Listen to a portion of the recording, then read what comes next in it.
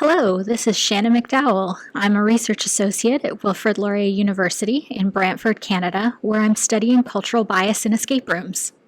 As part of my work leading up to the 2019 Red Bull Escape Room World Championships, I researched best practices to help escape room owners and designers minimize the cultural bias in the media they create for their escape rooms, from pre-game videos that explain the rules and backstory to in-game hints or narrative videos. This video is based on that research and will hopefully help you minimize cultural bias in your own introductory videos or cutscenes. So what exactly is cultural bias? Well, cultural bias in escape rooms occurs when the game designer or media creator assumes a degree of common knowledge based on their own cultural standards. This assumed knowledge could include language, gestures, symbols, or customs unfamiliar to players from different cultures. For example, if a pre-game video says there's no red herrings, that term may be one that new players don't know. As well, different cultures are more than just different geographic areas. Players from different age groups, for example, bring different cultural backgrounds to a game. Why should you care about cultural bias? In short, being aware of your own cultural bias helps you to create a better player experience for everyone. Cultural neutrality in your escape room's introductory video or cutscenes ensures an equal playing field for all players. It increases understanding of the game's goals and reduces player confusion and uncertainty due to ambiguous instructions. Players will enjoy the experience more if they understand how to play safely and are clear on the game's goals. As well, there'll be a larger audience of players able to enjoy your game. Will the tips that I'm about to share benefit your game? Well, are you located in a multicultural area? Are a significant number of your players tourists? Does your target market include players of various ages, education levels, and socioeconomic backgrounds? If the answer to any of these questions is yes, then cultural neutrality could definitely benefit your game. Whether you want to take some or all of the following tips into consideration, being aware of different cultural standards and references can improve your game and interactions with players. Language is probably the easiest example of cultural bias. When playing an escape room in another country, you may not expect a game in your native language. Even if the game is translated, certain rules or narrative could be unclear. To create videos for an escape room that are truly culturally neutral, you ideally want to eliminate all language spoken and written. But then how do you communicate with the player? When you avoid using spoken or written language, body language of actors and characters becomes the most important method of communication.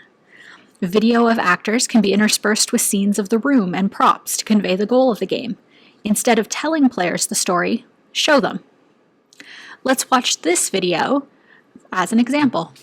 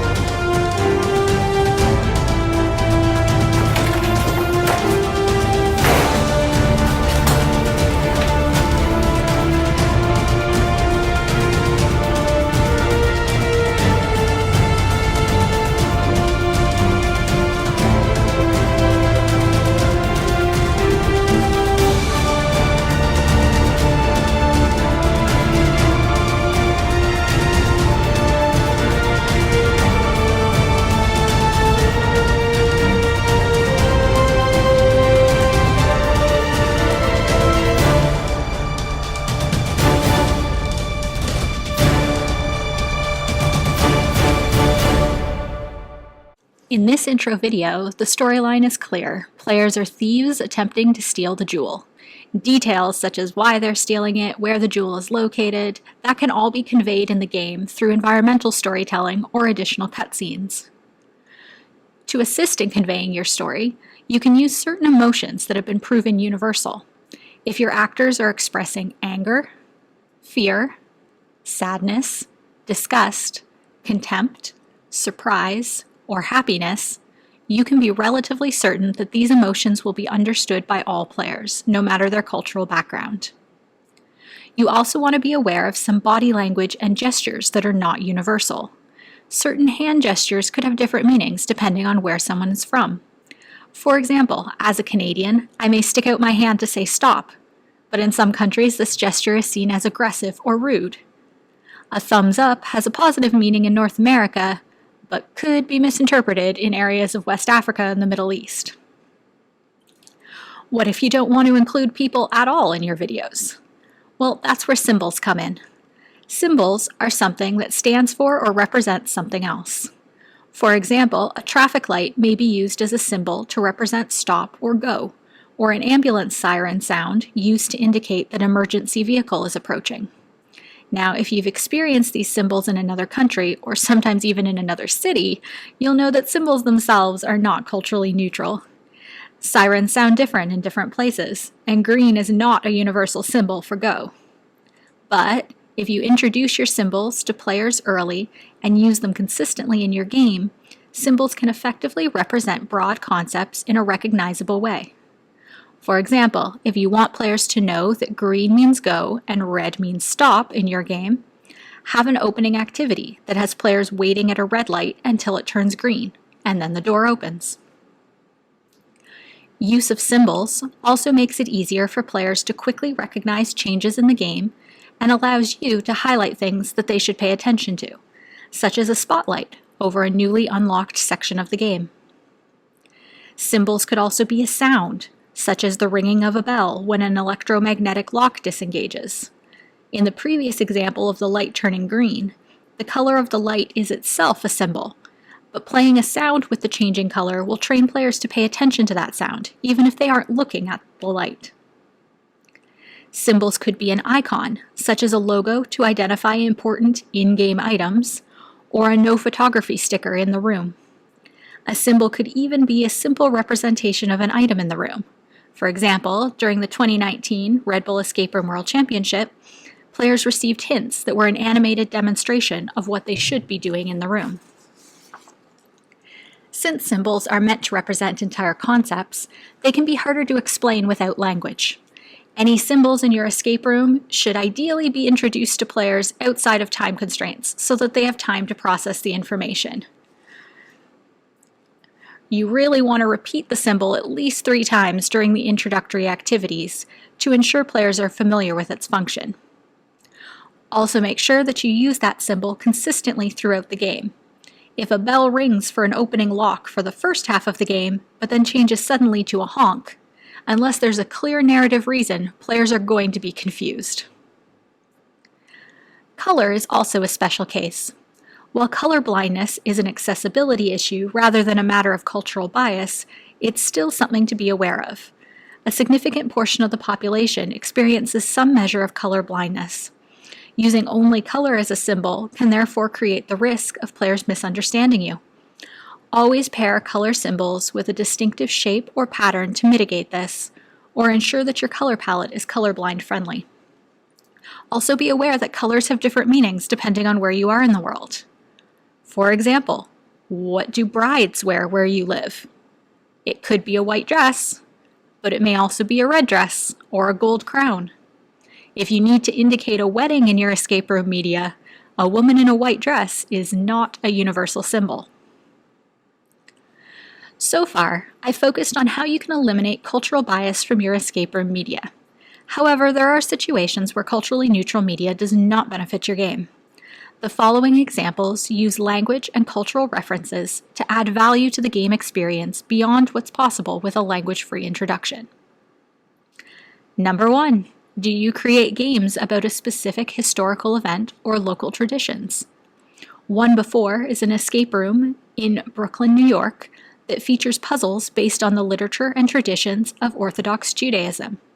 Let's watch the intro to one of their games.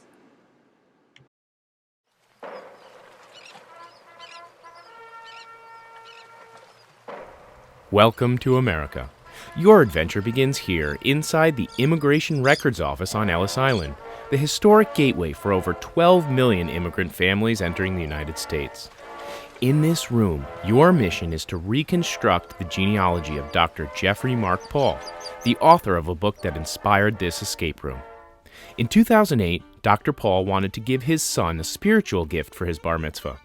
This spiritual gift is a family tree which shows how the Pauls are directly descended from Rabbi Aryeh Leib, the Shpola Zayde, a famed tzaddik, or holy man and miracle worker, who lived in Ukraine in the 18th century. Legends abound of the Shpola Zayde's good deeds, giving charity to the poor, defending the Jewish community, and liberating kidnapped Jews from the clutches of oppressive aristocrats.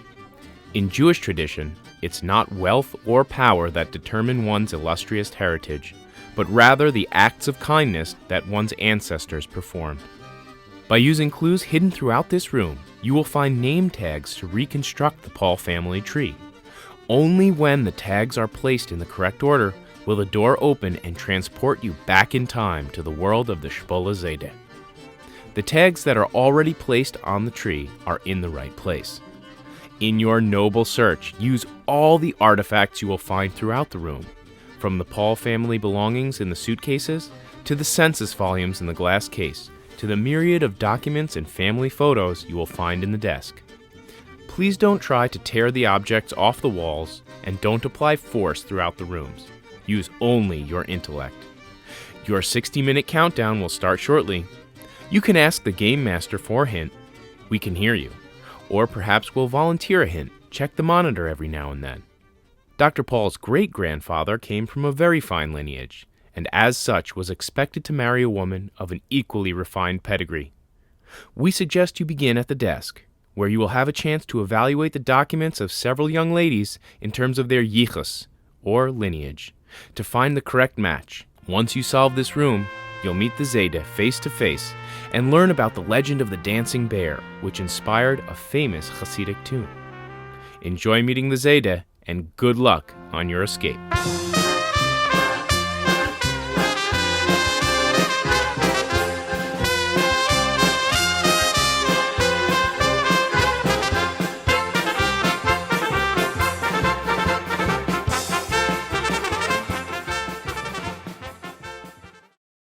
As this is a game that teaches players about the Jewish culture and religion, language is absolutely necessary in this intro. The cultural references definitely enhance the game and are in fact essential to the game experience.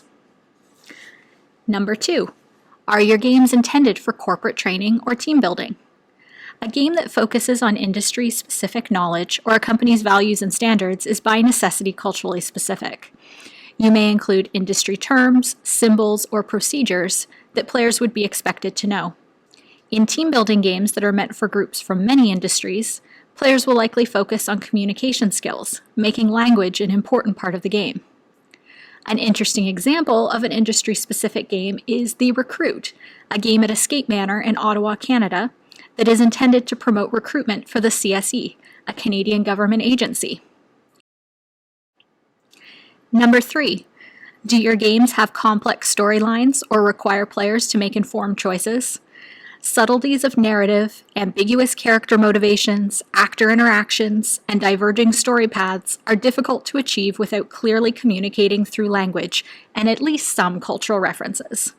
Especially when players need to make a game-changing choice, such as in a game with multiple endings, it's important that players understand why they're making that choice. That can be difficult to convey without the use of language. Even with these situations that benefit from language and cultural references, it's possible to reduce confusion for players who do not speak the language of your game or are unfamiliar with the culture. One way to do this is to lean into the theme and the tropes that players have come to expect. For example, players coming to play a wizard room would expect to see references to wands, spells, books, maybe owls. Showing a wizard waving a wand as they cast a spell will ensure that all players understand that waving the wand is important in the game. Players in a vampire room who are familiar with Western media would know what to do with a stake and a hole in the coffin. But even in cases such as this, providing another reference in the room to guide players will make for a better experience for everyone. So, I've gone through some tips. Now, how will you begin to create your own culturally neutral media? Here are some starting questions that may help when you begin to write your script. Use these questions to guide your development. What information do I need to convey? Is there a symbol that can quickly convey the information? Can the information be demonstrated with common and easily identifiable objects? Can an actor convey the information using the 7 universal emotions or through demonstration? When you've completed your video, critically review your work with these questions. Is the presented information clear and understood by people from a variety of cultural backgrounds? Are there references that people from different age groups may not understand? Have people from a variety of cultural backgrounds reviewed the video to identify areas of concern or possible misunderstandings? Are all symbols, sounds, icons, and colors located and used consistently? Always make sure to have as many people as possible review your work, especially those from different cultural backgrounds. You may want to consider sharing your video on the internet with a wider audience than your room reaches in order to generate feedback. This is the most effective way to catch issues and ensure that your escape room media is easily understood by the widest variety of players. Thank you for listening, and whether you choose to implement all, some, or none of these tips, I hope you've learned at least a little bit about cultural bias. Do you have a question or comments? Post them in the comment section below. And you can download a summary document of the information discussed here at bgnlab.ca.